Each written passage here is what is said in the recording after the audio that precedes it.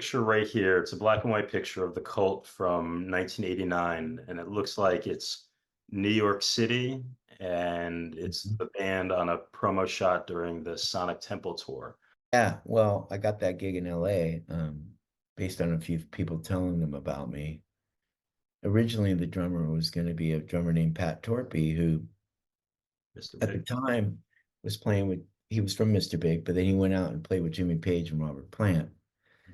And Billy and Ian went down to see Jimmy Page and Robert Plant, Billy Duffy and Ian Astbury from the Cult. And they called Pat. They got a hold of Pat and wanted him to be the drummer. And Pat had just started Mr. Big, coming back to Mr. Big again, and said, and me and him were kind of coming up at the same time in Hollywood. And we were kind of known guys that could jump into a band, and we shared a couple bands and stuff. So he recommended me. He said, there's this guy, Matt Sorum, and I think he's the right guy for you. I'm going to be doing this other band, so I can't do it.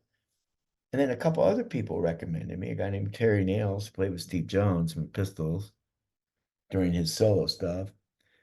So they go, oh, well, let's, and I ended up somehow finding out, oh, Terry Nails called me and said, look, the Cult's looking for a drummer. And, I mentioned your name and I got the audition and I got the gig. So literally my first show was Metallica Justice for All Tour, 1989, Vancouver, BC.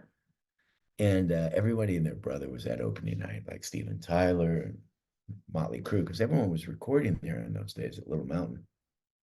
Aerosmith, Bruce Fairbairn, and Motley Crue, and Bob Rock.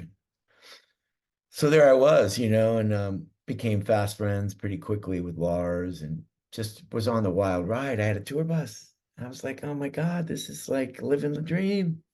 Rolling down the highway, it was just magic. And that was a good band for me because I had that. I just love to lay down meat and potatoes. Solid rock. And anyway, we ended up in England, and me and Ian started becoming like, you know, he was just fun and liked to drink, and I did too. And I got to say, the Cult was a drinking band. We weren't a drugging band. I'd sneak a little cocaine here and there, but mainly alcohol. And me and Ian, we were in New York City, and we went out to this club called Scrap Bar, which is down in the East Village, and it was the rock and roll bar. It was like, dirty rock and roll, underground kind of thing.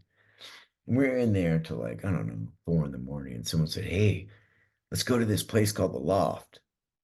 And there's this famous photo from the Loft, which was this after hours place. And someone's like, Loft Industrial Flat in New York City in the middle of town. I can't remember where the hell it was. I was drunk. It's like, so I went there and there's Axl Rose and Izzy Stradlin. We'd saw them at the Mayflower Hotel earlier.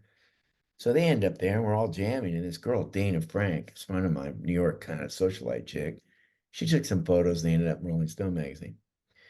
Well, then later that night, I mean, it was getting late. And I know we had a photo shoot in Central Park at noon for NME Magazine.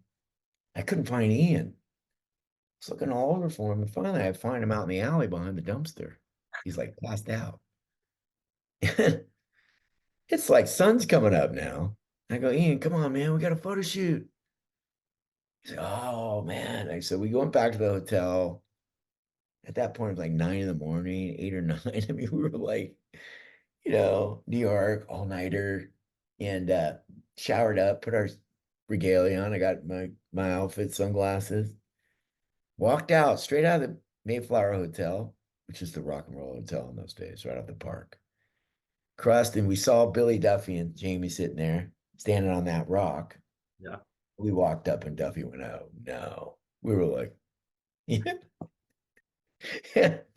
that photo is See? from the night before of that story I just gave you. And I see that photo and it all comes back to me. That's incredible. I love that. That Thank was on the cover of NME Magazine, which is a big, big music you. Yeah. publication.